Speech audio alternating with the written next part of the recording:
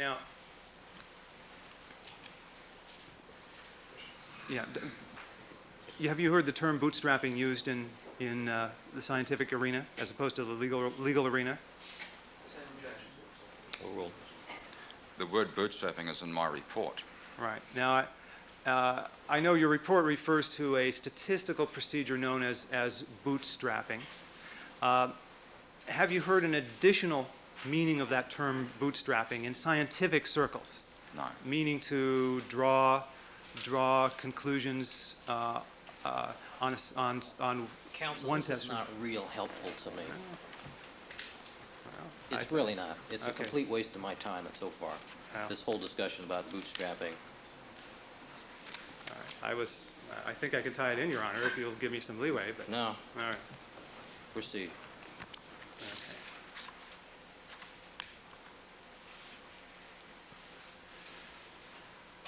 Now, Dr. Weir, in order to compute the mixture statistics using your method, It is not my method. well, using the method that you're advocating,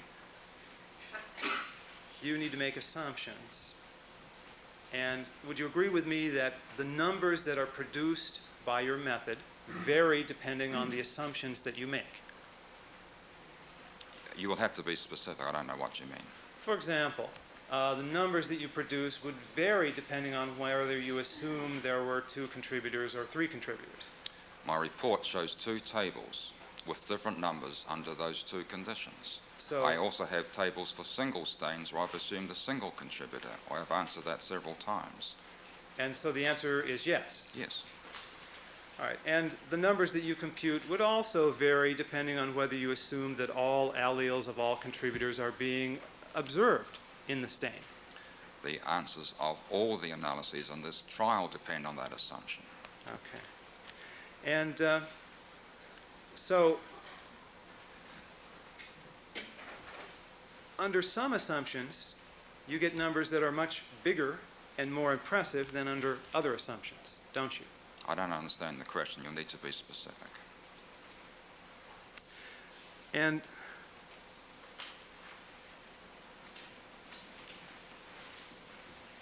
have you noticed, Dr. Weir, that when you compute numbers under assumptions that are consistent with the prosecution's theory of the case, that you get numbers that are larger and more supportive of the prosecution's case? Objection argumentative, also irrelevant. Sustain.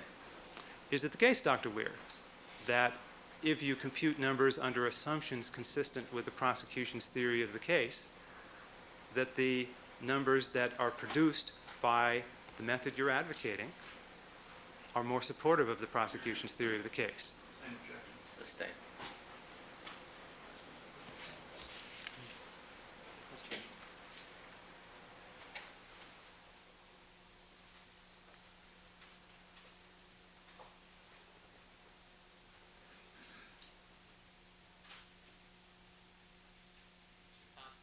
Any benefit to you? I understand the 2 assumptions that underlie Dr. Weir's testimony and the calculations that he makes, and the fact that you'll get different results depending on what the assumptions are. I understand that. I understood that an hour ago. Okay. All right. Let me ask you a few questions, Dr. Weir, about what your report says concerning item number 78. And I think if you look in your report at page 25. Thank you.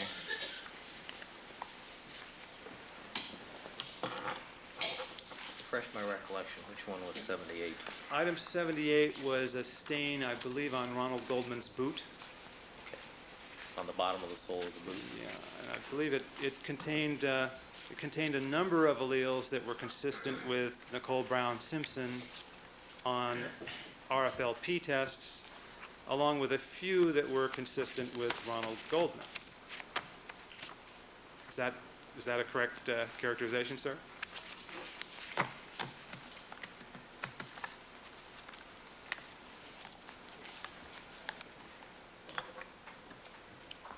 Excuse me, did you ask a question?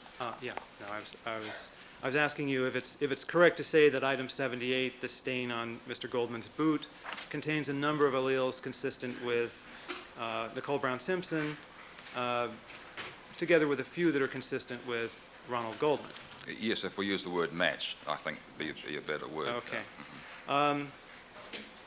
Mr. Goldman also has a few alleles that are not observed in item 78. Is that correct?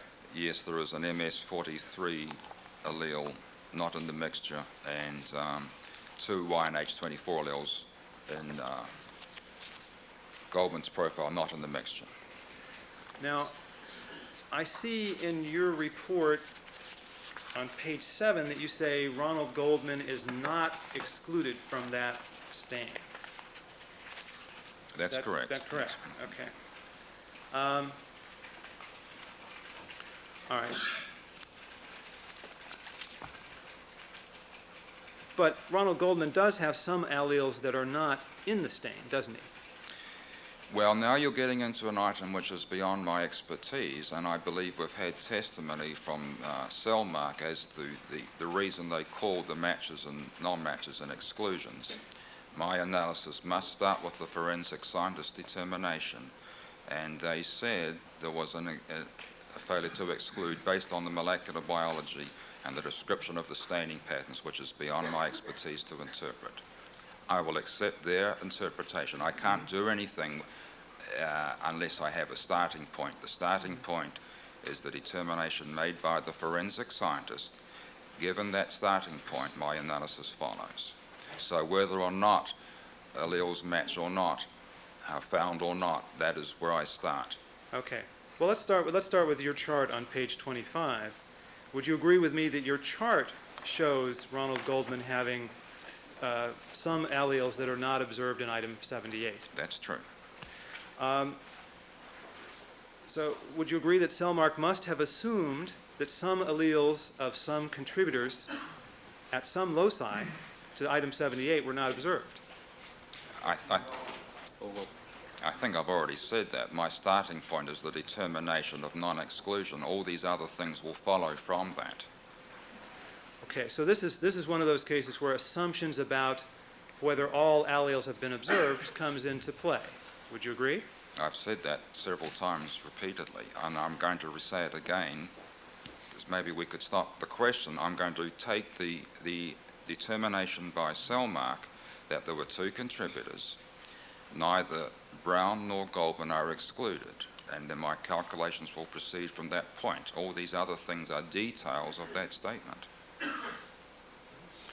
Now, did you make, when you were doing computations for item 78, did you make the same assumptions with regard to alleles showing up in making your statistical computations that Cellmark made when determining the match? I don't know how else I can say it. I'm sorry. That was the same question as before. Cellmark has determined a match. They have not excluded 2 people. I start from that and proceed. I don't know how else I'm going to say it. All right.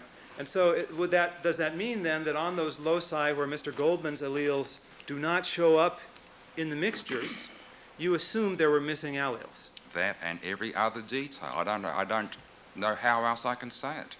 And on those loci where Mr. Goldman's alleles, or those alleles matching Mr. Goldman were found, you assumed there were no missing alleles, didn't you? My assumptions are that Cellmark has declared a match with these 2 stains, not excluded people. The bands showing in Goldman, I'm going to use in my analysis whether or not they show in the mixture, because it's not been excluded from the mixture. So whether or not you assumed there were missing alleles at a particular locus... I haven't assumed anything. I'm taking the analysis presented to me from Cellmark. Well... The analysis is that there is a mixture consistent with these contributors. Goldman's bands are not present in the mix, showing in the mixture YNH24. That is not my assumption. That is what Cellmark told me their determination was. My analysis reflects that determination. I assume nothing. So, for example, on locus G3, you're proceeding, or your analysis proceeds from the premise that there are unseen alleles. in the mixture, that not all alleles of all contributors are seen in the mixture, aren't you? I'm still going to say yes, it's the same question. But you are not making that assumption when analyzing locus MS1, are you? Objection asked and answered. Overruled. There is no need to. Under the scenario of known contributors, we have all the bands accounted for. Under the scenario of unknown contributors, we need to work with the 4 unknowns. We need to look at this entire package. The package is consistent with there being 2 contributors.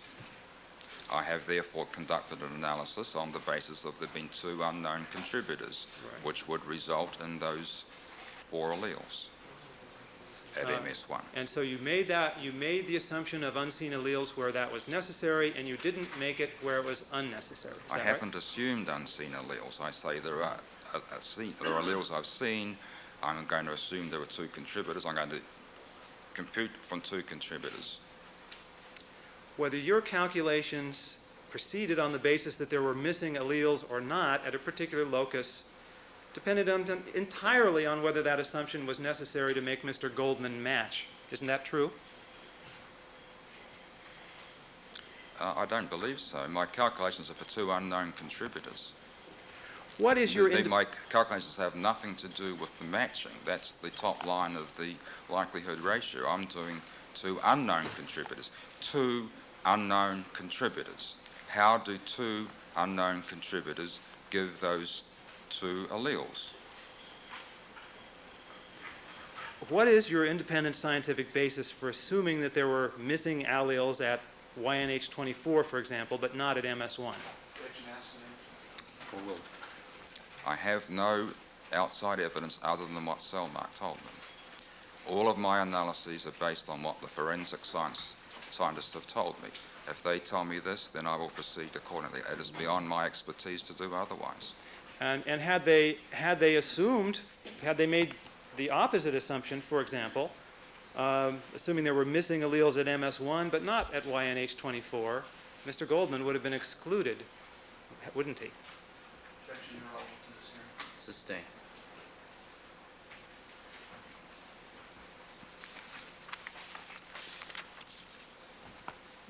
Dr. Weir, isn't your logic in drawing conclusions from item 78 circular in that you are basing your conclusions on premises that are consistent with the prosecution's theory of the case? Sustained. Not,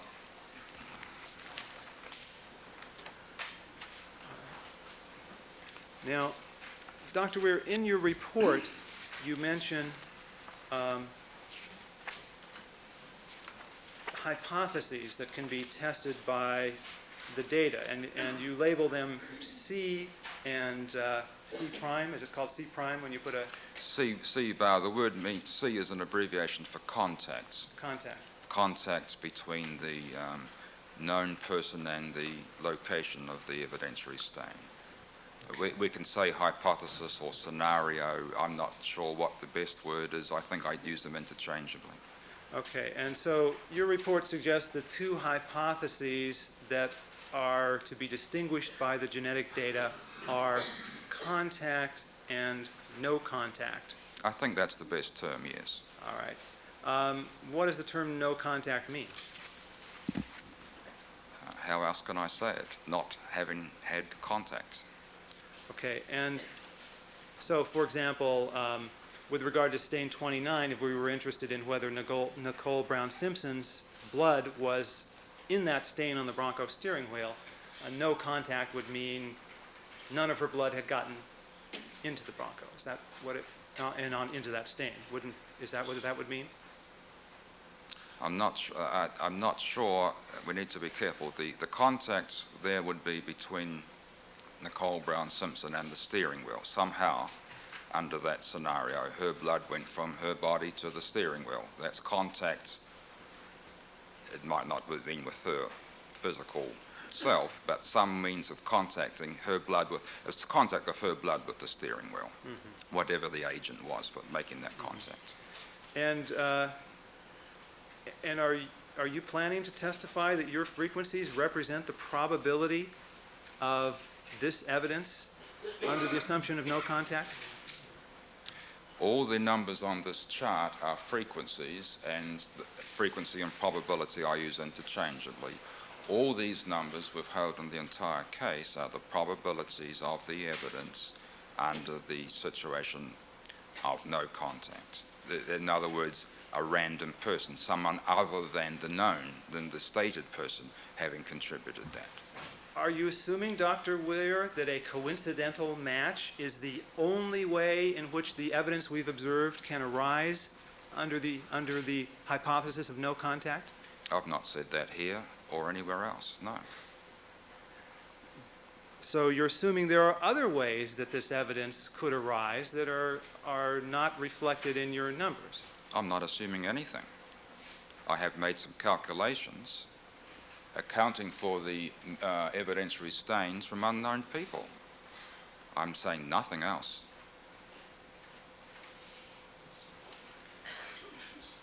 Well,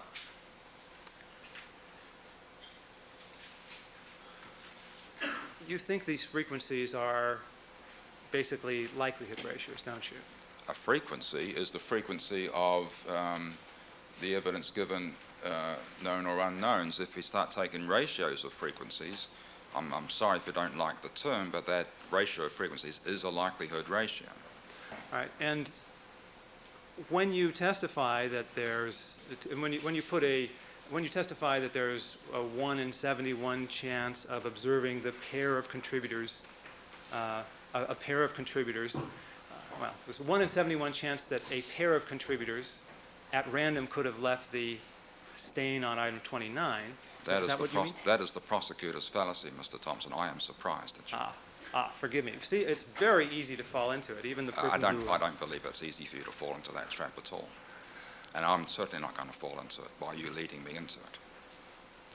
I was actually leading you into another trap, sir, but let me proceed.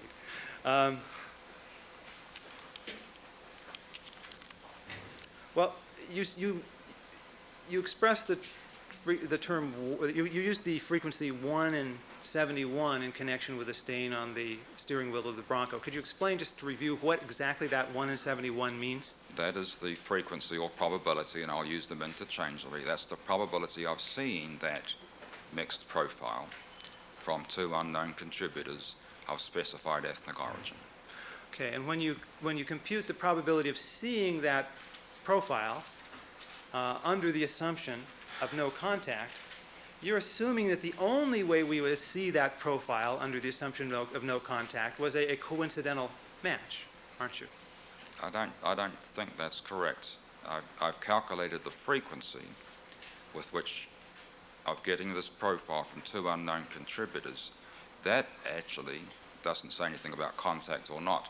It's the contact refers, of course, to the known people, the people not excluded. You'd better restate your question, I think. So I forget it. Well, I guess the trouble I'm having is with the two hypotheses of contact, no contact. And your assertion is that the statistics that you're presenting give us the conditional probability of this evidence under no contact. No contact of the not excluded people, yes. Right, Sure. okay. But we could get the observed evidence in a number of ways other than simply the ways taken into account in your frequency calculations, couldn't we? You will have to explain what alternatives you mean. Suppose there was tampering with the evidence, for example. Objection irrelevant. Oral. I'm very, very careful at the first page of my report to say my entire analysis is concerned with the genetic statistics. It assumes matches when declared to be true. It assumes profiles when declared to be accurate. It would be wrong of me to make statements outside that context. But if you're not taking into account anything other than coincidental match frequencies, isn't it also wrong to tell the jury that those frequencies characterize the probability of this evidence under the assumption of no contact? I don't believe so, no. Not in the way, not if we are careful. I have been careful in my writing, and if we are careful orally, I don't think there'll be any confusion.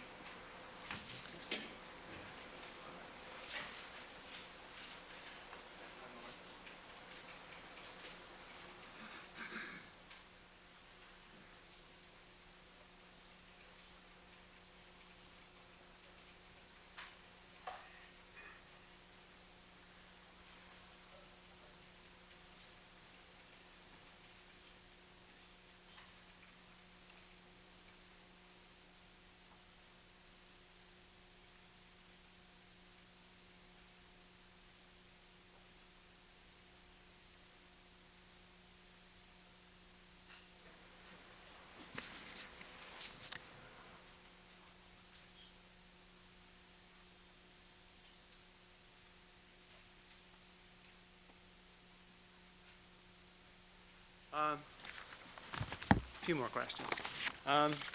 You mentioned in direct examination that you work as a consultant for Cellmark Diagnostics. No, I said my university has a contract with Cellmark. Okay, can you describe the nature of that contract? What do you mean? How much money does it involve? $8,000 a year. $8,000, and the money is granted to the university? The money is paid to the university. Is it put in a fund that's at your disposal? I wish. Who gets the money? The money goes to the Dean of Agriculture. Okay. Do you benefit personally from that in any way? No. Okay. You also said you are a consultant with a number of other forensic laboratories doing analysis of their databases. No, I didn't say that. If I did, I misspoke. We have similar contractual arrangements with other companies. Okay. Now, in all cases where you act as a consultant for these forensic labs, does the money flow to the university, or does it flow to you? Under these contracts, the university gets the money, yes. Okay. Do you earn any income personally from consulting with forensic laboratories? I have, yes, on occasion. Okay. Now, which laboratories have you been paid directly by? We've been received money from? Yes. Several state agencies, not my own state, South Carolina, Minnesota. I'm hoping to get some money from Illinois, though it hasn't come yet. Broward County, Florida.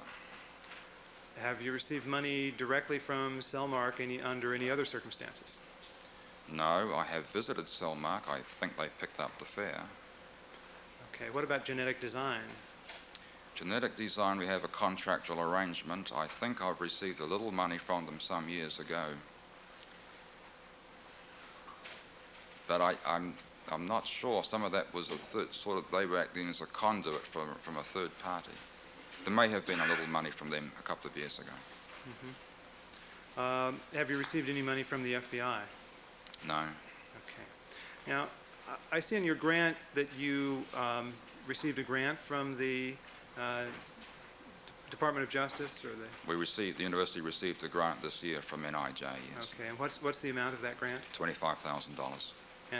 And do you receive any personal compensation from that grant? I think you know, Dr. Thompson, that would be quite illegal. For example, does it pick up summer salary? No, I have a 12-month salary. I receive nothing directly or indirectly from that grant.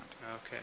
Does it cover postdoc expenses or give you discretionary funds for your lab? It is intended, as you can see from the application, to compensate a person working for me on these issues. Okay.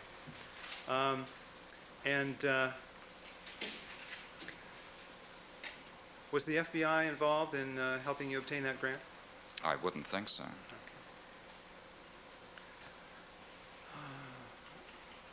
right. What do you want?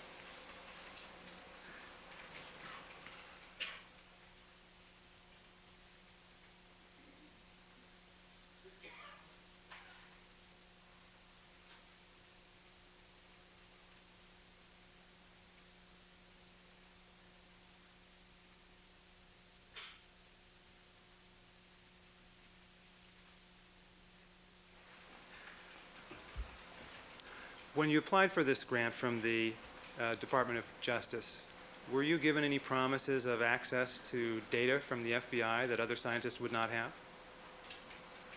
That's a two-part question. I was promised access to the FBI data. I know nothing about other people. Okay. And you're being compensated for your time on this case? No, I'm not. In fact, I think I'm losing money. Okay. The county is not paying enough for my meals each day. All right. So, with regard to the work you did in preparing With these regard reports, from the beginning to the end, there will be not $1 comes to me. okay. As I said, it's going the other way. I didn't hear The you money is flowing the other direction. flowing the other direction. I think that's very public-spirited of you, sir. One moment.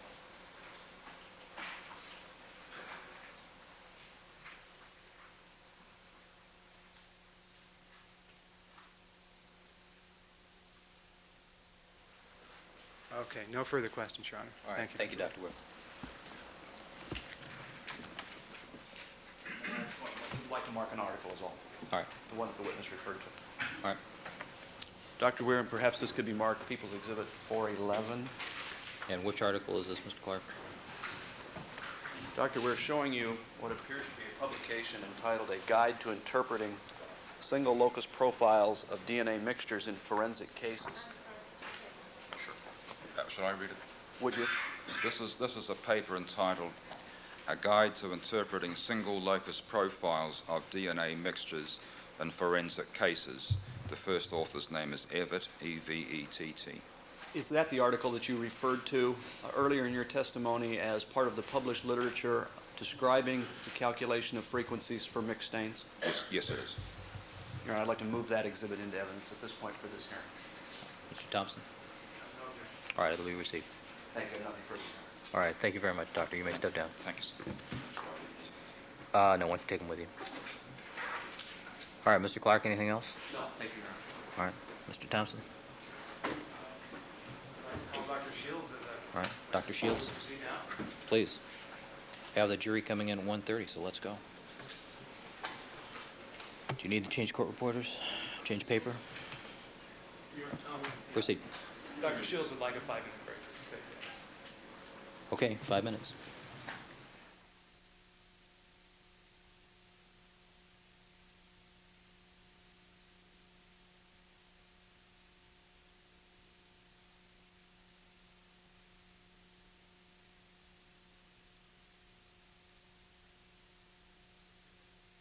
You've, based on your experience in teaching statistics and genetics to students, would it be easy to explain what's wrong with Dr. Weir's assumptions? You use the word wrong, and Well, let me withdraw the question and rephrase it. Would it be easy to explain the nature of the assumptions that Dr. Weir is making? in some senses, yes, in other senses, no. Okay. Oh, could you explain a little more?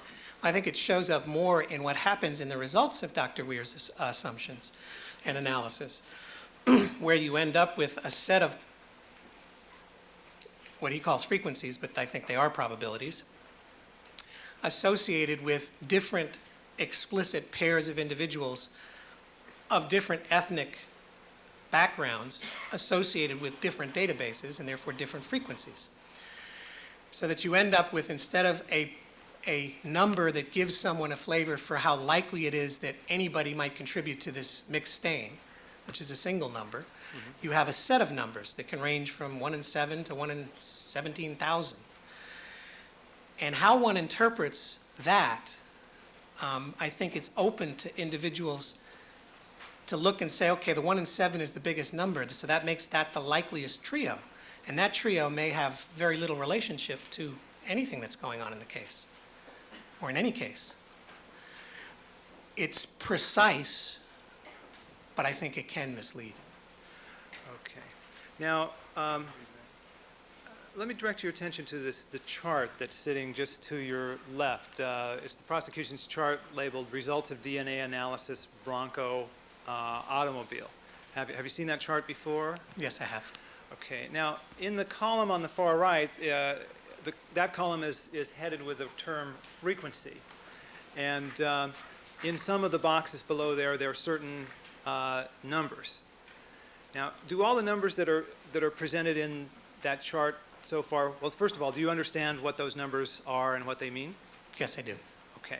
Would it be correct to characterize all the numbers that are on the chart at this point as frequencies? Yes, it is. Okay. Now, if we put onto that chart numbers derived from Dr. Weir's computations, would those numbers be comparable as far as their meaning to the numbers that are already on there? No. And how would they differ? The difference stems from the column to the left of the frequency column. The column to the left says not excluded, and therefore it's the frequency of individuals who are not excluded. And if it's the frequency of individuals who are not excluded, the NRC's methodology is what gives you that proportion, Okay. that frequency. Dr. Weir's method gives you the frequency of pairs of individuals that would not be excluded. Or just pairs or other combinations? Well, he has also done threes, Okay. but it doesn't do the frequency of individuals who would not be excluded. And that's what all of the other ones are. Okay, so are you saying that if we wanted the mixture numbers to be comparable in their meaning to the numbers that are already on there, we should present numbers done the NRC way? In my opinion, yes. Do you think that it would be easy for people to understand the difference between the NRC numbers and Dr. Weir's numbers? Objection calls for speculation. Overruled. I don't know. Okay, no further questions. Thank you, Dr. Shields. Mr. Clarke? Yes, thank you,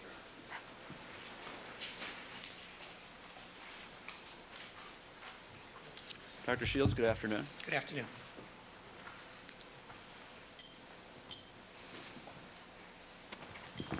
I'd like to touch on a couple of the topics that you just discussed while they're fresh in our minds. As far as coincidental identity and laboratory error, it's your belief that those should be incorporated into one figure? No, it's not. So in fact, is it your testimony that those should be dealt with separately? Yes, in my opinion. Now, with regard to this particular hearing, is it your understanding that what the court is making a decision about is whether or not likelihood ratios should be admitted? No, well, initially, yes, but I don't think that is anymore. What's your understanding of the issue before this court in terms of what the court has to decide?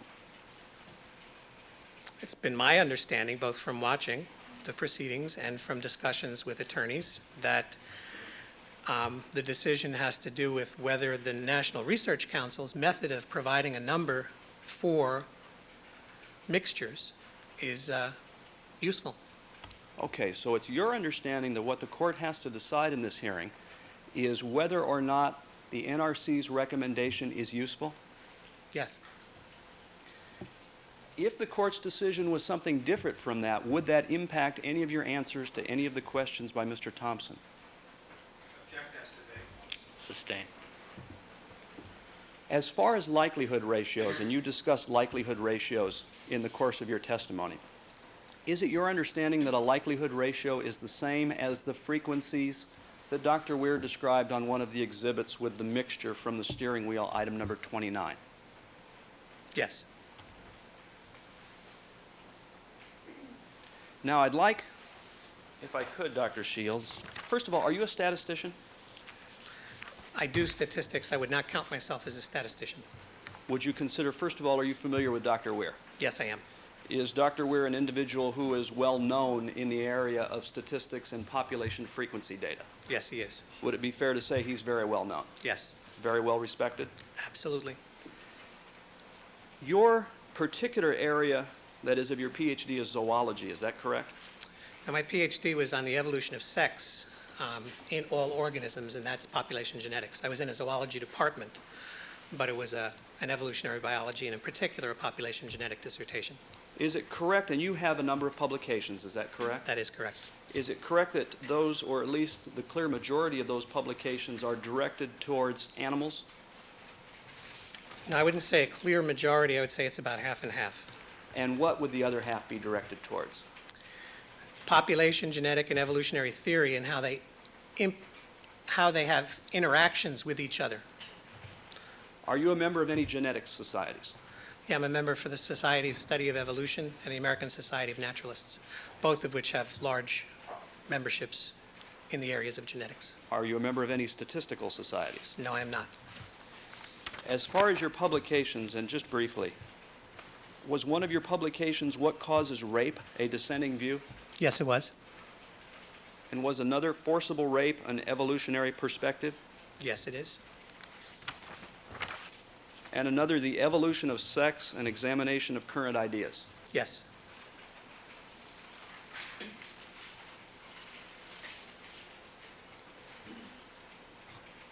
Do you have any peer-reviewed articles or publications on statistics and human DNA?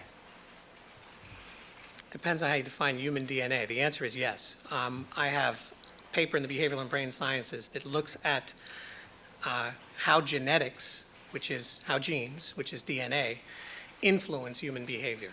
Parts of my book deal with the distribution of variation in human populations. And in that, from that perspective, the book is also peer-reviewed. What about in terms of human DNA as it's used in forensic science? I only have one non-peer-reviewed paper. And you stated your familiarity with Dr. Weir? Yes. In your opinion, are you as qualified as Dr. Weir to offer an opinion about the calculation of frequencies with mixed forensic DNA typing stains? Yes. Do you have a rating system of people involved in the area of DNA and population frequencies? Not in that area, but in the area of population genetics. Okay. What's that rating system? I, Objection is irrelevant. I wouldn't call it a rating system. In a prior case, during a deposition, I tongue-in-cheek described how I felt people's reputations were in the areas of population genetics. And I used the words God, demigod, and hemigod.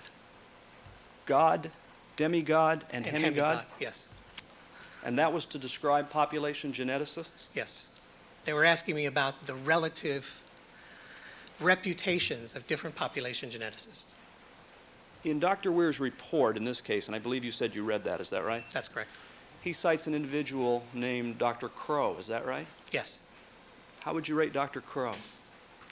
He's at that top level. And the top level again is what? Again, it's tongue-in-cheek, but I use the word gods. How do you rate yourself? Hemigods, How about Dr. Weir? demigods. So he is, in your view, ranked higher than yourself. In terms of population genetics, yes, but this is not an issue simply of population genetics. It's an issue of logical inference as well, and I think he's wrong, and I think I'm right. And you're pretty confident about that. Yes. Have you read Dr. Weir's publications in the area of forensic DNA typing and population frequencies? Yes. Do you respect them? Yes. In terms of this case, have you examined the databases that were used in this case? Yes. When were you first contacted by the defense in this case? July of '94. And have you been working on this case since then? Depends on how you define working on, but yes, I've interacted with members of the defense team since then. Can you give us a ballpark estimate of the number of hours you put into this case? Ballpark estimate. Over 200 hours, certainly less than 300, And are you charging for that time? not by the hour. Well, do you expect to have you received any money from the defense for this case? Yes, a flat fee, Can you tell us how much that is? $5,000. Do you anticipate receiving any more money from the defense? Yes, one more $5,000 flat fee.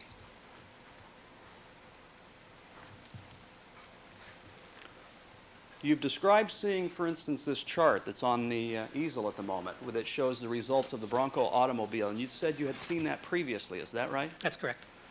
Have you seen all the results charts in this case?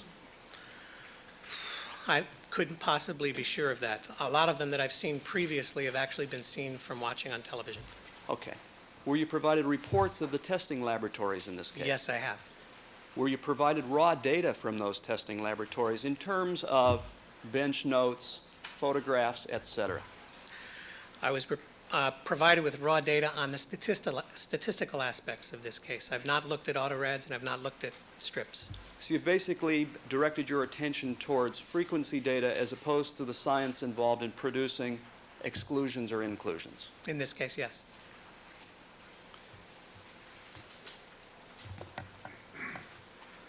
Your Honor, if I could, I'd like to use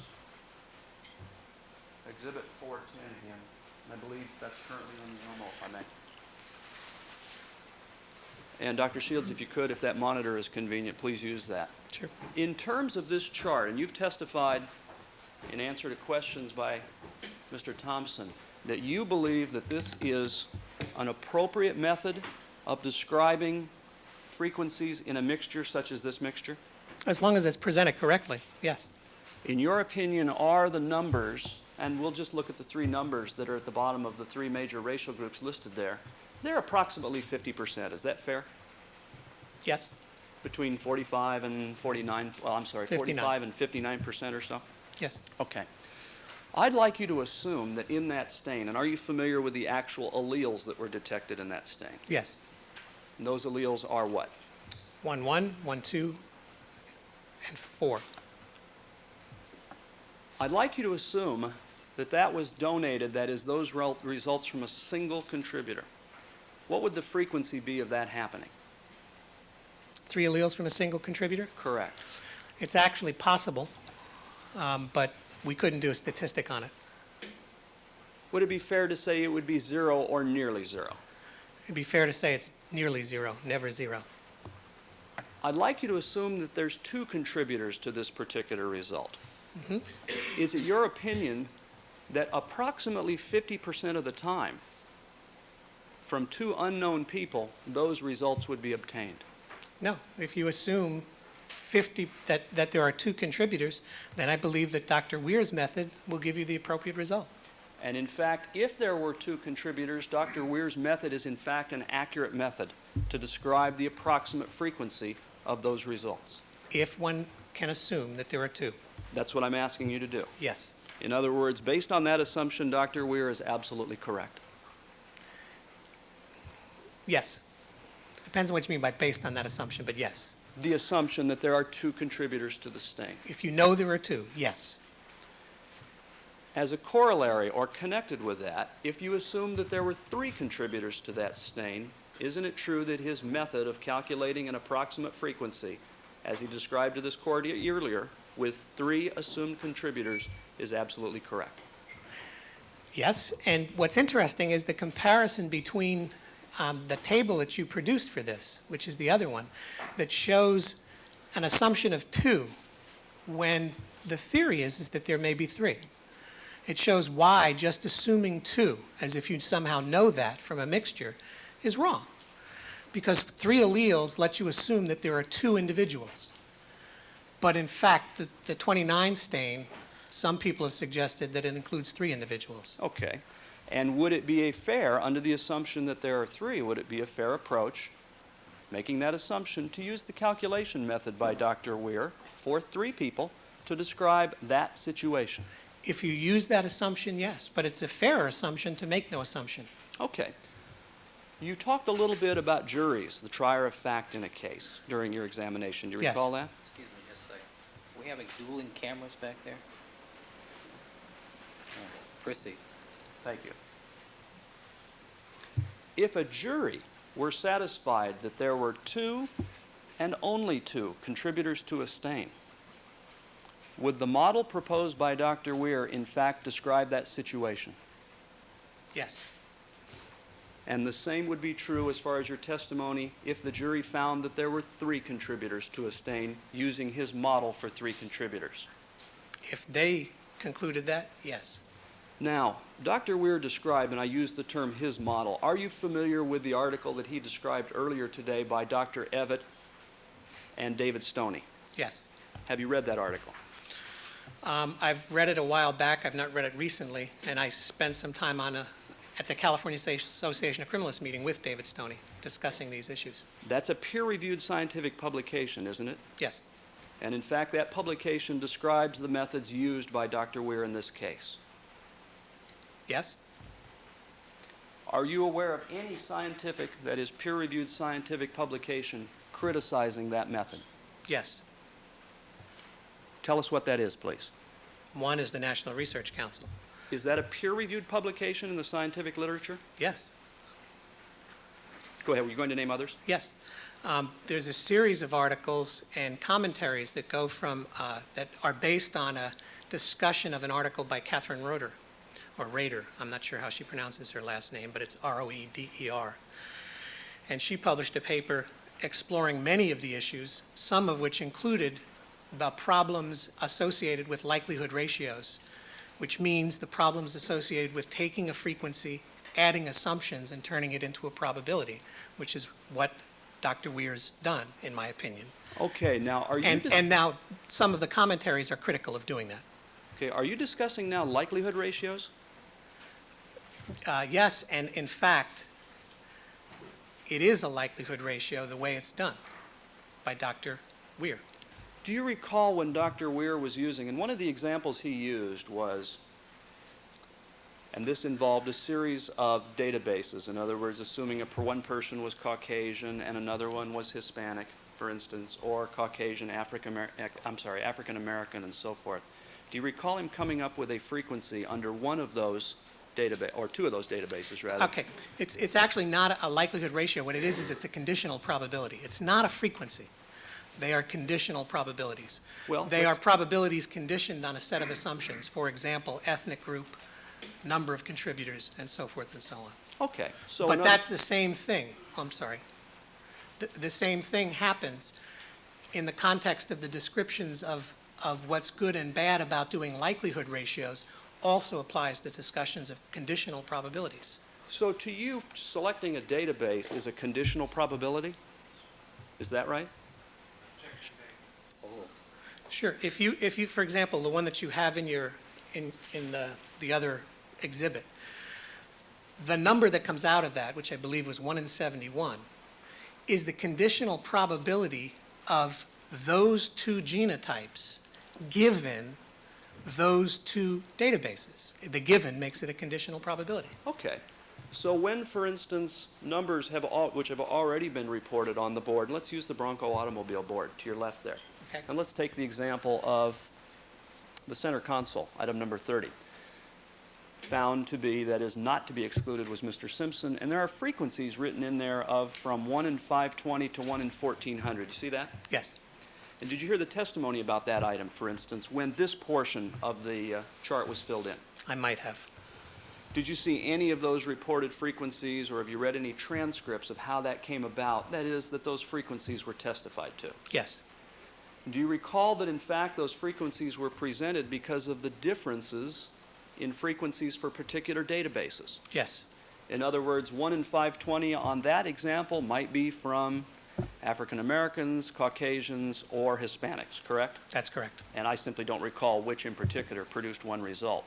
Is it your view then that that constitutes a conditional probability, the answer that is the frequency to item 30? Yeah, the 1 in 520, you can turn it into a conditional probability, but it's also a frequency. And as a frequency, you don't have to assume that. You can say that the frequency is 1 in 520 in that database. Okay. That's not a probability.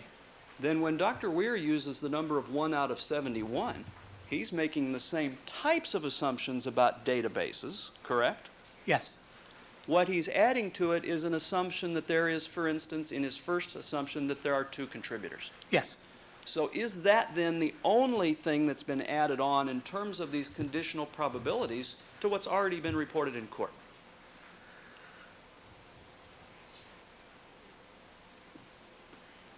It would depend on which one you're looking at, but you can assume that there's 2 and exactly 2. Then you do it for different ethnic groups and different combinations of ethnic groups. That adds another layer, for example, that you have to do all of the pairwise comparisons among ethnic groups. And if you add the possibility of doing 3, you could then say that you should do the probability of 2 or 3 if you think either of those are reasonable. And what I would say is that if you're going to do the probability that it's 2 or exactly 2, or 3, exactly 3, or 4, or exactly 4, you can also do it the way that the NRC recommends, which is just to say we're not going to worry about whether it's 2, 3, or 4 exactly. We're going to say what happens if we don't make any assumptions about the numbers. Incidentally, is it your testimony that the NRC's comment, that one last sentence in the paragraph, is clear and unambiguous? Yes. Is it your testimony that, and you were here for Dr. Weir's testimony earlier this morning, Yes. is it your belief that the opinion he offered about that particular phrase being ambiguous is wrong? Yes.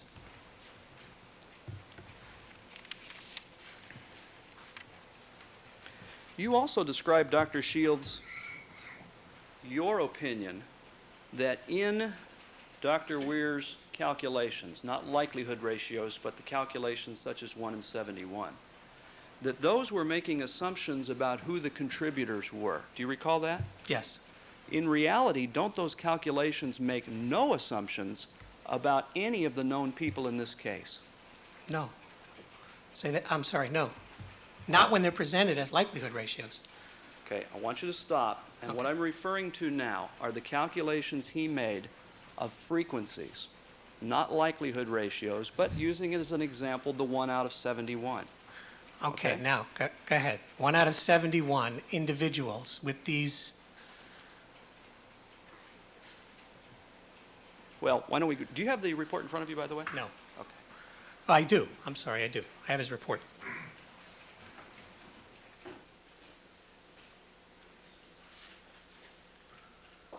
Page, And is your report dated June 21st? yes.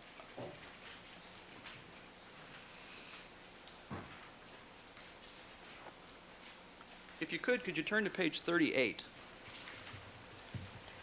Okay, And in particular, at the bottom is a table 29C. Do you see that? yes. And in fact, we see the number 1 out of 71 twice in the African-American Caucasian combination for 2 contributors, as well as in the African-American Southeast Hispanic combination as well. Is that right? Yes. Is it your testimony that that constitutes a likelihood ratio? No. Is it your testimony that that number has anything to do with the known types of the 2 victims and Mr. Simpson in this case? No, this one assumes that there are 2 and only 2 contributors. And it makes no assumptions whatsoever about Mr. Simpson? It's actually, excuse me, this one assumes that there's the potential of 3. All right. It makes no assumptions whatsoever, and in no manner uses the known types of Mr. Simpson or the 2 victims, does it? No, but see, Doctor, what I heard earlier today was Dr. Weir talking about known genotypes in the numerator. He was talking about likelihood ratios as well as frequencies today. All right. I'm asking you about this table. Okay, Does that the table is frequencies, I agree. You can do it as frequencies. And in fact, it uses in no manner the known types of these 3 individuals, does it? That's correct.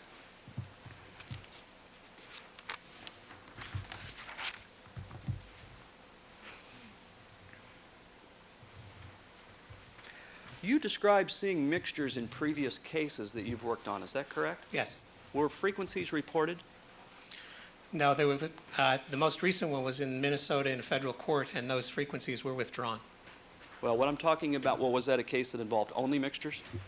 No, there was finally, there was a hair left that was not a mixture, and that was the only one that was presented.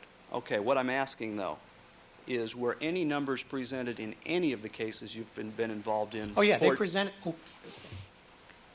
I'm sorry, Doctor. Court reporter's about to kill both of you. For just the mixtures only? yes.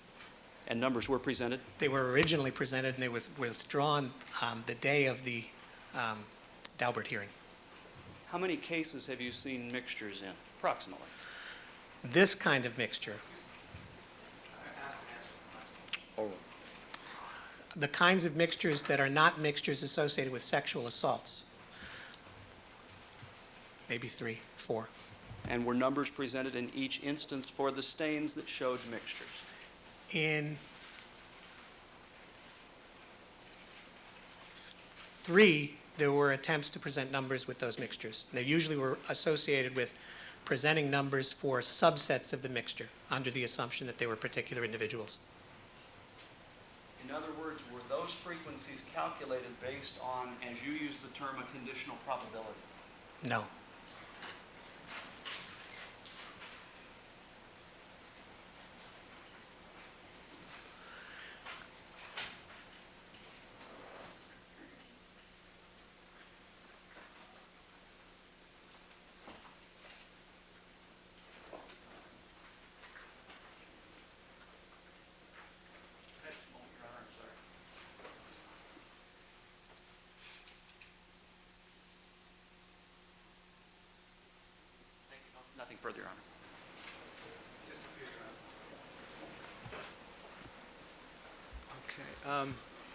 Dr. Weir, or excuse me, Dr. Shields, you were asked about your qualifications relative to Dr. Weir's in various areas. Which of the two of you is more qualified in the area of molecular biology? I am. Okay. And which of the two of you do you think is more qualified with regard to drawing logical inferences from data produced by molecular biological techniques? I think we're probably about equally qualified. I know he's convinced me of some things. I think we've come to the same conclusions a number of times. Okay. Now, Mr. Clarke asked you a number of questions about the assumption regarding the number of contributors that's part of Dr. Weir's computations. Does Dr. Weir also make additional assumptions concerning things like whether alleles are observed and not observed in the stain? Not in 29, but in 78, yes. Okay. And so is that an additional assumption that is important in how Dr. Weir computes those numbers? Yes, it's absolutely necessary. Okay. And do you think that there's an adequate scientific foundation for the assumptions that Dr. Weir was making with regard to item 79 or 78? No, I don't. Okay. Now, I do. Oh, please continue. On item 78, there's a good match between one of the victims and that stain, and I believe that that's good information. I think that Selmark declared that inconclusive, and most people, when there's an inconclusive, don't try and do statistics on what's left. Okay. So do you think that the kind of statistical conclusions that Dr. Weir computed in connection with item 78 are scientifically valid? Valid is an interesting term when you're talking about this sort of thing. It well, let me- follows let- from his assumptions. Yeah, let me I ask. don't think it's appropriate. All right, that was my next question. So you think it's inappropriate? It is valid, but inappropriate. Okay. Now, I wanted to ask you a little bit more about this case you mentioned in Minnesota, where statistics were offered in connection with mixtures and then withdrawn. Can you tell us why the statistics were withdrawn, if you know? I don't know for sure. Okay. Now, do you know of any other case where statistics were offered in connection with mixtures and then later withdrawn? Yes. Okay. Can you tell us about that? That case was a case in Northern California. The defendants' names were Horonis and Birch. And there were mixtures in which people were attempting to develop frequencies based on the assumption that you would know which of four bands came from which of two defendants without any evidence to back up that you could know that. And under those circumstances, there were discussions about how one should handle that, and in essence, it ended up being withdrawn. Was this a case in which the defense was preparing to challenge those kinds of statistical computations? Yes. And was the evidence drawn after it became apparent to the prosecution such a challenge was forthcoming? On the basis of a letter from the prosecutor in that case, yes. Okay, which laboratory was involved in this case in Minnesota? The FBI. Okay. In the FBI's protocol, is there a section that describes It was how the FBI's database. It was Minnesota that was involved. okay. So it's the Minnesota lab. Bureau of Criminal Apprehension. Are you aware of any forensic laboratories that, as part of their protocol, have a discussion of how to compute statistics in the case of mixtures? No. Okay. In your understanding, what do labs generally do when confronted with say, a mixed blood stain? I can only base it on the 3 cases and where I've seen that, 4 cases. And what they will do is they will end up providing a statistic that's associated with, they will say that someone's not excluded, and they will provide then the frequency of the pattern that is the person who is not excluded, rather than the frequency of the individuals who would not be excluded. Okay. One moment. Okay. Dr. Shields, have Have you changed your mind about the appropriateness of Dr. Weir's calculations as a result of any of the questions Mr. Clarke has asked you? No. Okay, thank you. No further questions.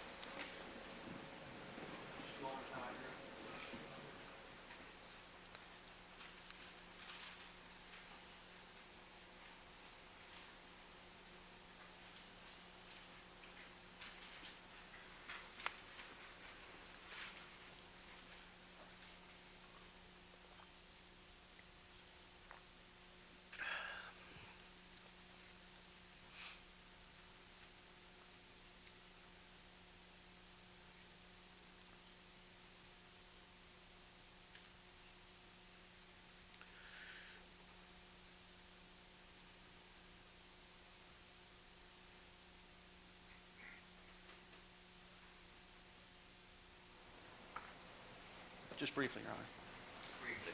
Dr. Shields, with regard to mixtures, are you aware of whether or not mixture calculations are made by the methods described by Dr. Weir in the United Kingdom? I believe they are. And that actually includes likelihood ratios, does it not? It does. They go so far as to go all the way to a Bayesian analysis. And likelihood ratios even incorporate the known types of the individuals involved in the case, don't they? Yes. Dr. Weir's offered frequencies, such as the one in 71 that we discussed, don't even incorporate the known types of the individuals who may be associated with the case, do they? That's correct. Thank you. Nothing further, Your Honor. Sure. Dr. Weir said his approach was based on an article by Ian Evatt, who's a British statistician and forensic scientist. That's correct. Do you know whether Dr. Evatt advocates the use of likelihood ratios to communicate with juries or not? He does. Does he advocate presenting likelihood ratios as numbers? No. Okay, thank you. Well, if you're not going to do it as a number, how are you going to do it? He uses words like strong evidence, extremely strong evidence, mild evidence, bad evidence.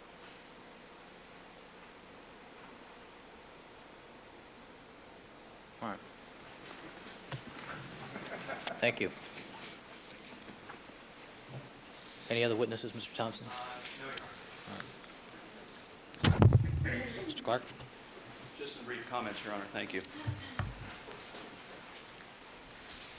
I think the narrow issue before the court, frankly, is foundation at this point. The court asked that there be a foundation provided, that the people had the burden of providing a foundation for the admissibility of the frequencies, that portion of Dr. Weir's work that refers to frequencies, not likelihood ratios. And But I think I'm also addressing the 352 issue as to whether or not it would be unduly confusing to the jury to present in this manner, or whether or not it would have the possibility of misleading the jury, this manner of presentation.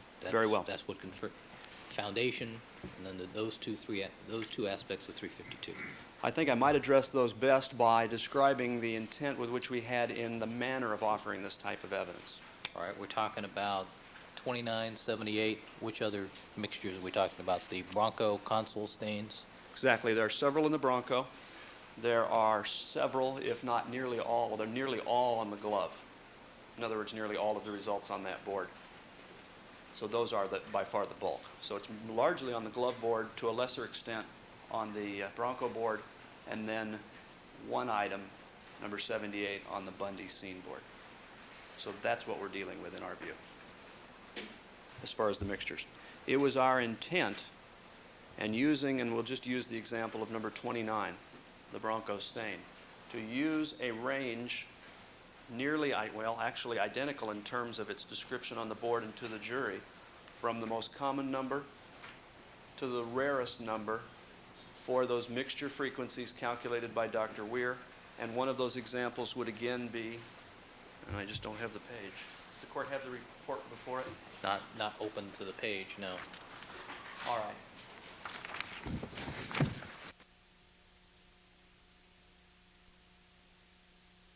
For example, with regard to item 29, we put a 2 colon, meaning assuming 2 contributors, and the range would be, and just looking at that particular chart, from 1 in 71, I'm sorry, from 1 in 59, that's actually the most common, to 1 in 11,300. That was the most uncommon. And then with the example of 29, put the number 3 : and do the same thing and making it clear that that's assuming 3 contributors to the stain. So that's the manner of presentation in terms of how this would be presented to the jury. I don't think in any manner it's more complicated than, frankly, the methods used to calculate a frequency for an overall stain, for a single person stain. So I don't think the court should have concern about that, because we could be spending days and days on simply the single stain donors, or could have, that were presented previously to this jury. So I don't think 352 is a valid basis to prevent this type of calculation any different than I don't think 352 by itself, other than the numbers as suggested by the defense, are simply misleading. In fact, they're terribly misleading, as Dr. Weir described earlier. But addressing the issue of admissibility in itself, as far as the decision this court has to make, it is not a decision of general acceptance in our view. That was waived many, many months ago by this defendant at a time when these mixtures were clearly known in terms of the samples and results in this case, which we argued to this court back in December and January. The question is, in this situation, and the court's evidence at this point is frankly the testimony of 2 experts and a few exhibits, also including some of the peer-reviewed scientific literature. The fact that 2 experts reach contrary conclusions, or opinions rather, about the use of a particular technique does not render that type of testing result and the method used inadmissible in the context of this hearing. No, I don't think Dr. Shields and Dr. Weir necessarily disagreed. Dr. Shields agreed that if I accept the appropriateness of making assumptions, then that mathematical calculation is the appropriate way to do it.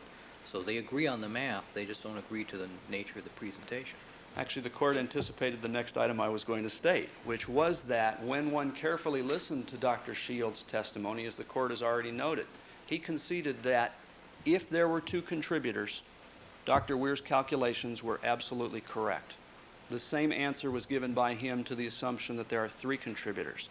This jury has the right to make or reach certain conclusions about what happened in this case. And here's an example.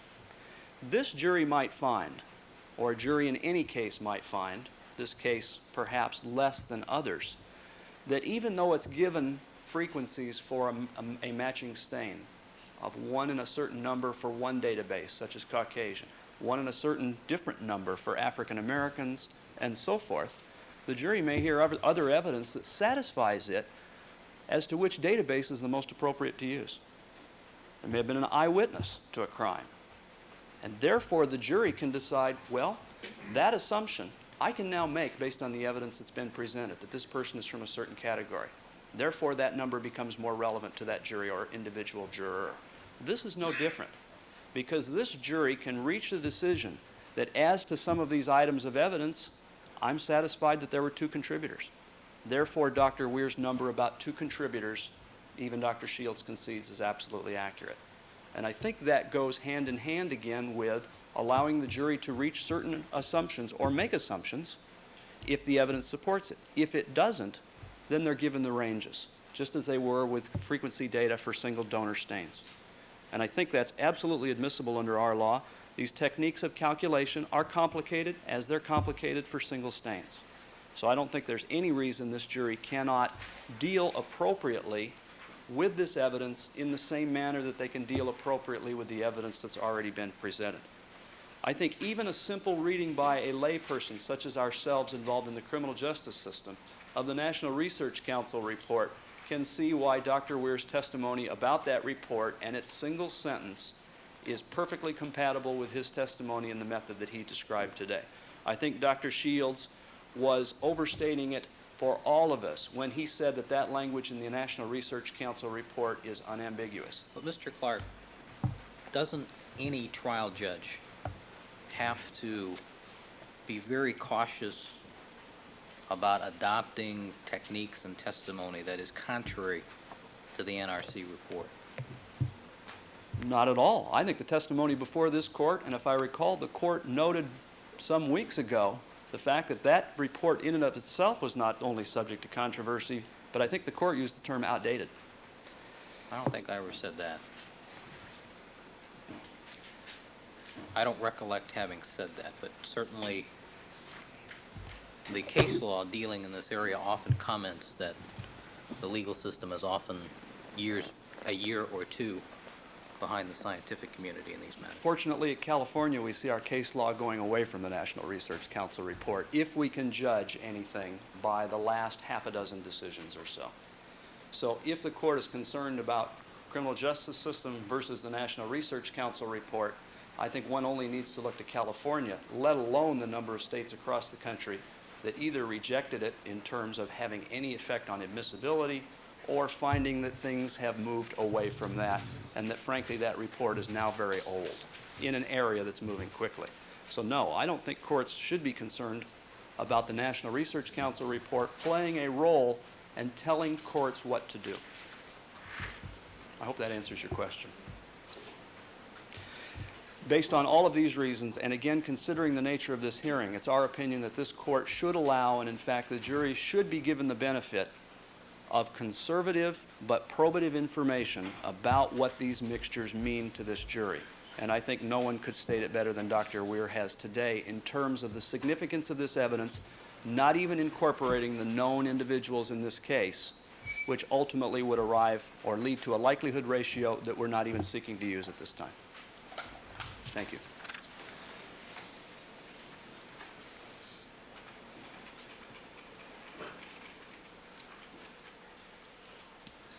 Well, Your Honor, I think the reason that Dr. Weir's statistics are likely to be misleading in the context of the trial at this point is that the prosecution has already framed the issues for the jury. We've already had a great deal of testimony about DNA evidence, and the testimony has all been framed in terms of here's a sample and here's an individual. Is this individual consistent with this stain? Again and again they framed it in that way, using the terms match or consistency. And when that kind of evidence is presented, it is always logically relevant to ask what percentage of the population would also be included or be excluded, which is exactly the number that the National Research Council computes. Now, Dr. Weir has asked a different question, which he thinks is the appropriate question, which has to do with what's the probability of selecting a specified number of individuals who could completely account for the alleles in this stain under various assumptions. And we have to make assumptions about the number of people and whether all alleles can be seen and so on. So what's happened is that the prosecution is changing horses in midstream. Having conditioned the jury to expect one kind of numbers, they are now presenting a different kind of numbers that in fact are much less favorable to the defendant. I think that the difference in the numbers is going to be very difficult to explain, and I think all you have to do is read through Dr. Weir's report to see why that's so. It's very complex. It's riddled with assumptions, and the assumptions are going to be controversial. If Dr. Weir is allowed to testify under these assumptions, then the defense will have to challenge those assumptions. For example, on stain 78, Dr. Weir is assuming for some of the locuses that all alleles from all contributors can be seen, for others that not all alleles of all contributors can be seen. We're going to have to get into the scientific basis for that, talk about whether that assumption is valid or not valid based on the scientific evidence as opposed to other evidence in the case. But aren't we sort of in this situation because the prosecution initially wanted to say that all we want to do is say that these persons are not excluded, and that's all we want to present, it's a mixture. And then the defense says, no, you've got to put a number on it if you're going to use it. Yeah, well, I think, Your Honor, both Aren't we in experts... this situation because of that? Yeah, and both experts acknowledge that it would be misleading to simply say this person is not excluded and here's the frequency of this person's genotypes.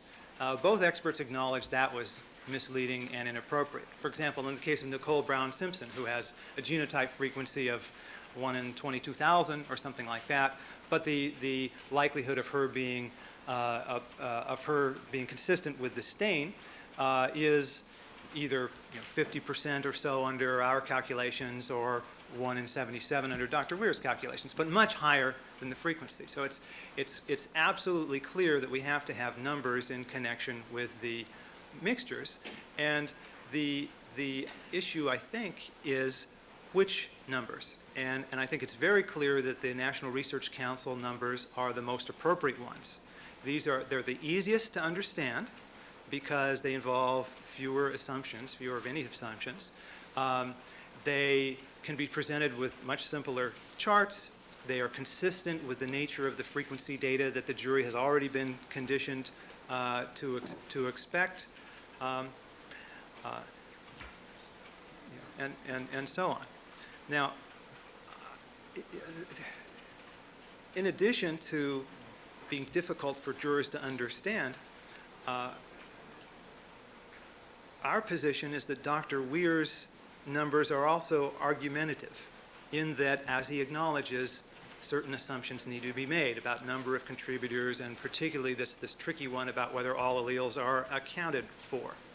Now, Mr. Clarke said, well, that's fine, we'll just have him make a number of different assumptions. But it's clear that Dr. Weir is not going to be able to make all possible assumptions.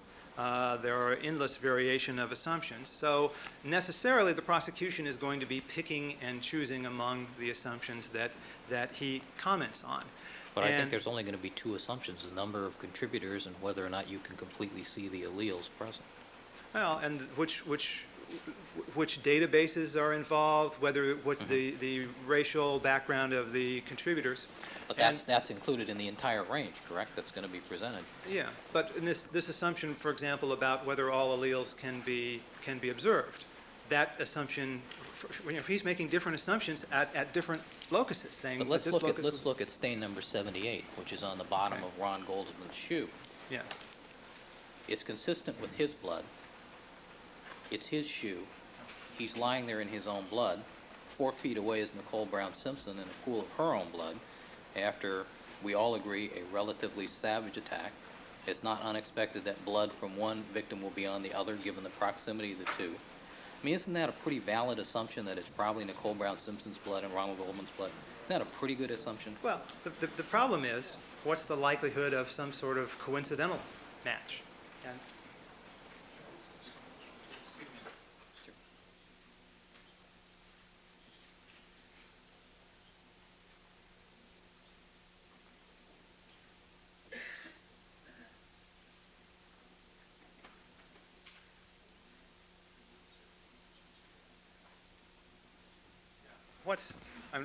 what's truly misleading about this and really pernicious is that Selmark's report itself, and this is Selmark's report of December 5th, says that the additional contributor to that stain, other than Nicole, cannot be identified. Ron Goldman cannot be either included or excluded according to Selmark's standards.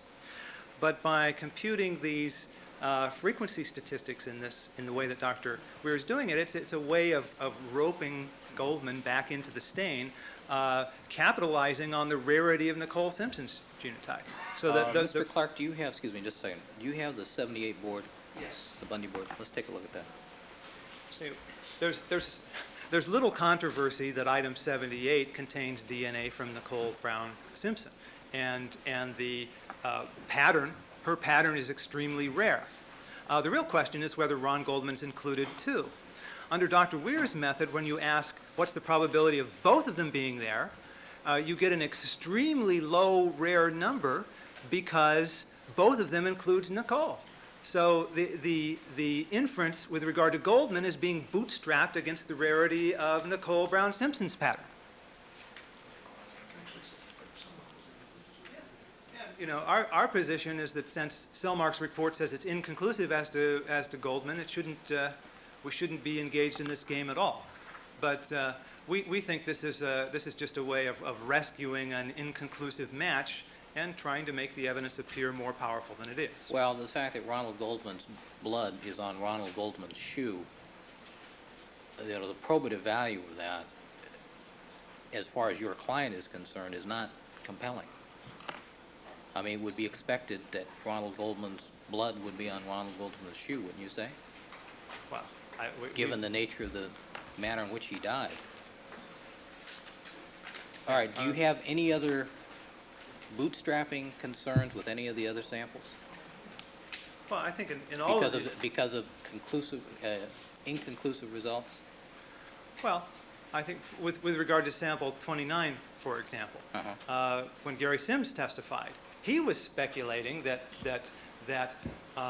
maybe Ronald Goldman was part of stain 29 and one of his alleles simply wasn't detected. Now, that was speculative testimony, but if prosecution experts are going to engage in that form of speculation with respect to 29, then I think that we would have to, and if Dr. Weir testifies to his numbers, then we'll have to explore the implications for Dr. Weir's numbers. My recollection, though, is that on 29, I did not allow that inconclusive on the board as to Goldman, is my recollection. Is that correct, Mr. Clarke?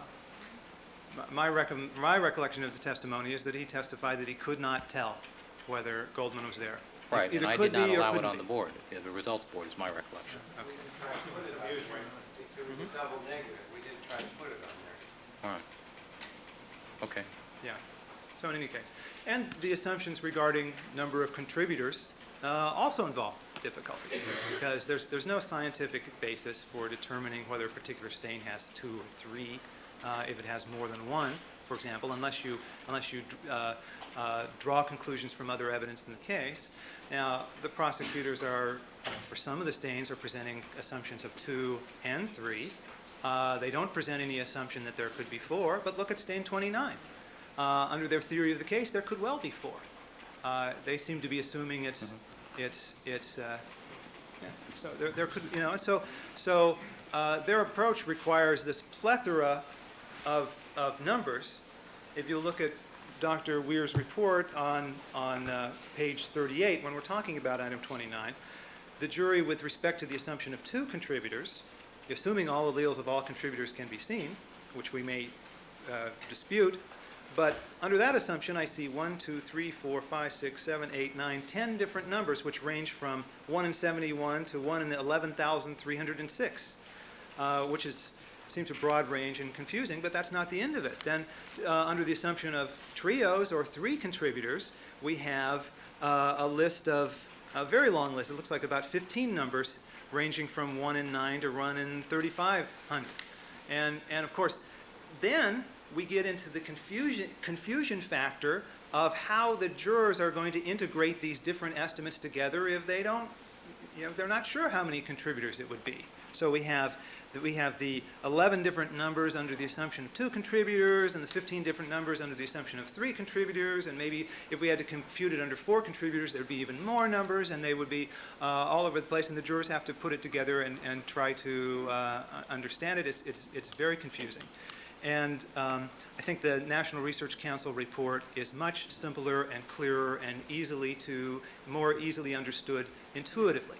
Now, if the prosecutors want to make the point that the probability of getting a match with 2 people would be higher than the probability than the percentage of people who would match, that's fine. But that's an argument, Your Honor. That should not be presented to the jury. That kind of argument should not be presented to the jury in the guise of expert testimony. But then then Mr. Clarke would be testifying during the course of his argument as to the math behind it. That's the alternative, if I accept your argument. He simply makes the argument that the percentage of the population that would be included in the mixture is 50%. But take into account, we've got 2 people included here, for example, who both would have to be included. I mean, that's an argument. It's to allow the expert to come in and state that as a conclusion based on factual assumptions that haven't been demonstrated by the evidence is argumentative in its form, and it would present to the jury the impression that these conclusions have been proved scientifically, when in fact they're premised on assumptions being made about the nature of the evidence. And and of course the prosecution in its presentation controls which assumptions are chosen and which assumptions are not chosen, giving the prosecutors the option of influencing the nature of the scientific testimony by the way they frame the questions. None of that can happen under the National Research Council's report because it makes no assumptions about these crucial factors. So it's simple, it's clear, it's conservative, and that's the way we should go. There's one other point about the bootstrapping issue, and that comes from Dr. Weir's tendency to slip into the language of likelihood ratios. And although the prosecutors say they're not offering likelihood ratios, I heard Dr. Weir repeatedly talk about the frequencies as if they were likelihood ratios and even make the statement that these frequencies can be used as likelihood ratios, and likelihood ratios for testing the hypotheses that he frames as contact versus no contact. The problem with that formulation, we certainly would object to any such testimony, but to the extent Dr. Weir testifies in that mode, he is again invading the province of the jury and engaging in argumentation, because the implication is that the genetic evidence and the frequencies derived from it are in themselves a characterization of the likelihood of the two hypotheses, contact, no contact. When of course, as Dr. Shields pointed out, those two hypotheses, the relative likelihood depends on a number of other factors. But my understanding of Mr. Clarke's offer was that it was merely going to be what is the frequency of these patterns being in pairs or in trios without any contact, no contact assumption. Just what is the frequency, what is the likelihood that we will, not likelihood, bad choice of words in this context, but the frequency of the pattern that it's shown here without any reference to the known types, without any reference to the other known facts of the case. That's my understanding of how it's going to be presented. Yeah. Well, my point is only that as we heard when Dr. Weir testified, there's some slippage of language into that mode, and I think that needs to be made clear.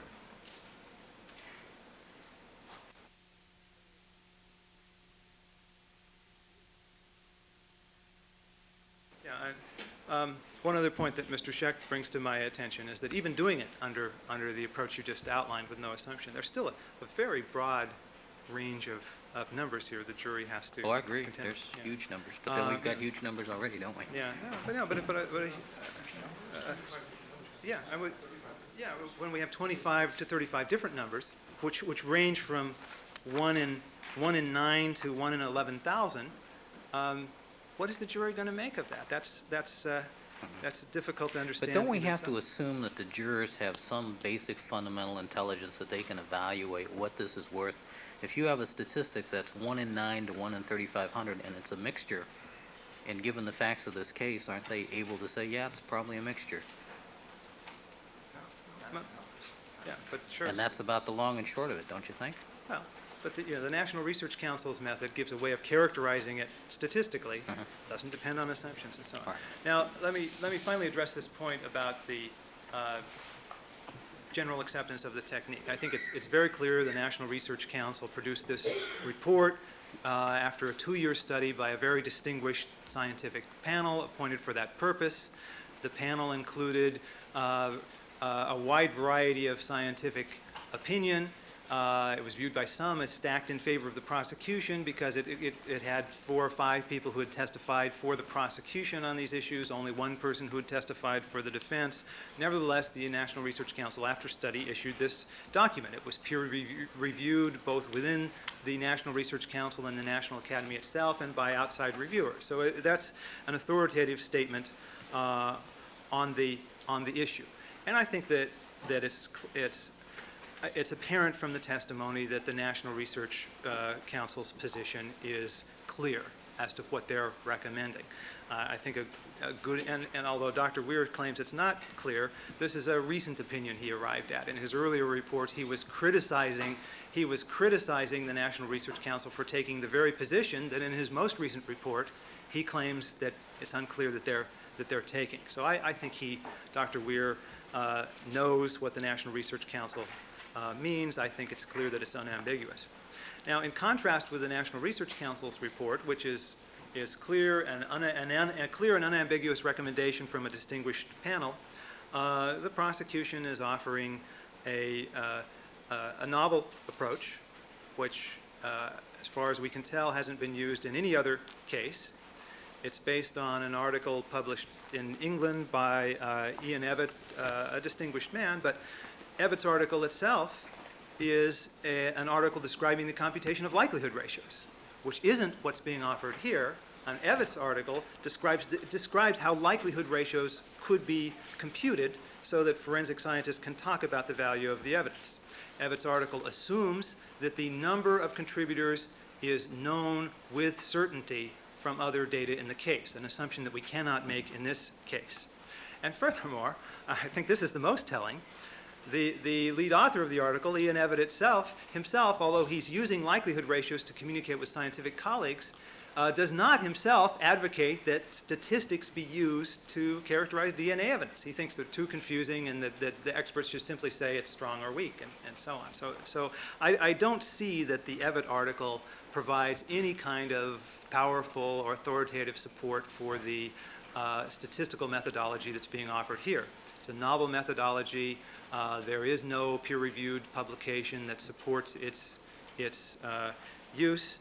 And I think it's dangerous and has the potential to be misleading. Now, there's one final point that I'd like to make. Concerns what would be required in the event that you decide to admit Dr. Weir's statistics, which are conditioned on all of these assumptions. If that happens, I think it's very clear under California law that the defense would be entitled to have a 403-style instruction to the jury that they are to disregard any computations based on assumptions that they view as unproven. And as authority for that proposition, I'd like to cite to the case of Everett v. Everett. It's the Chad Everett paternity case. It's at 150 Calap 1053. Which Calap? Third? Well, it must be Calap 3rd, 1984 case. Okay. And this case includes the following language. It says, when the relevance of evidence before the jury depends on the validity of an underlying assumption, i.e. a 50% chance the alleged father and mother had intercourse. This was a paternity case, of course. I recollect the case. Yeah. So it says the jury must be instructed to determine whether the assumption is valid and to disregard the evidence if it finds such assumption is invalid.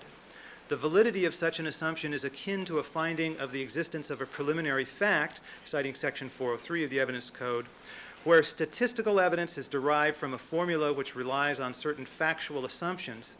The accuracy of those assumptions must be determined by the jury as a preliminary fact before the statistical evidence may be accorded any weight. Now, so this suggests that in the event that Dr. Weir's computations are allowed, we are going to have a very complex, structured set of assumptions to the jurors as to what they can and can't consider based on what they conclude, adding another layer of confusion to the issue, which again would not be required under the National Research Council report because that report makes no assumptions about controversial matters. Does the Everett case include an instruction? Yes, the Everett case does include an instruction, although it's not directly applicable because the Everett case had to do with assumptions in a paternity case. But yes, if you look in that case, 150 Calop 1069, at note 15, I believe you'll see text of the instructions that were offered by the court in that case. I'm sorry, it was note 15? Yeah, it's note 15, I believe.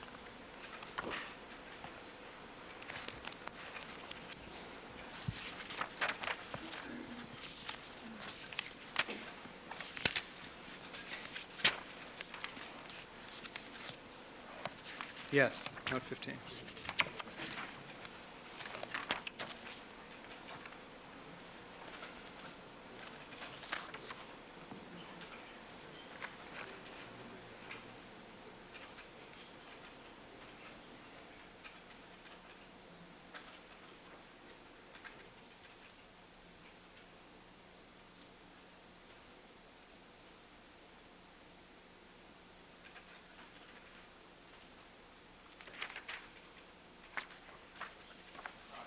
Just to conclude, the National Research counsel's recommendations are simple, straightforward, and safe.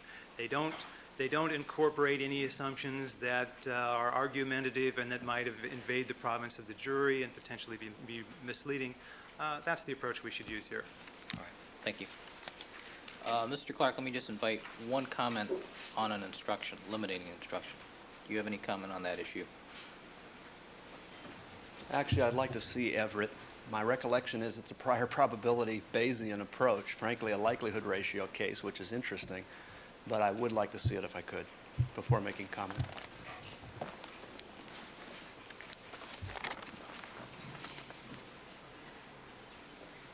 I think it basically says before you consider this evidence, you have to make a finding that the assumptions upon which it is based is true. Actually, I can make one comment initially. The same is true with all the reported frequencies and frankly with much of the evidence in this case. It's always true in a criminal case, but if we may. It's at footnote 15. I'm sorry? The instruction is at footnote 15.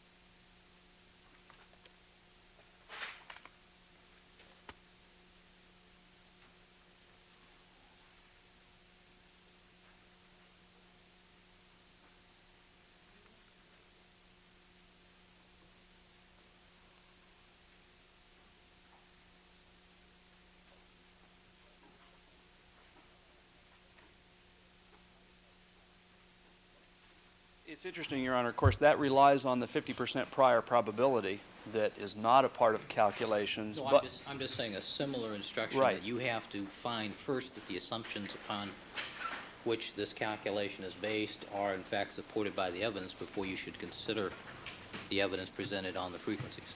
I think in concept, well, first, As simply said as that. in concept, there's no disagreement with that.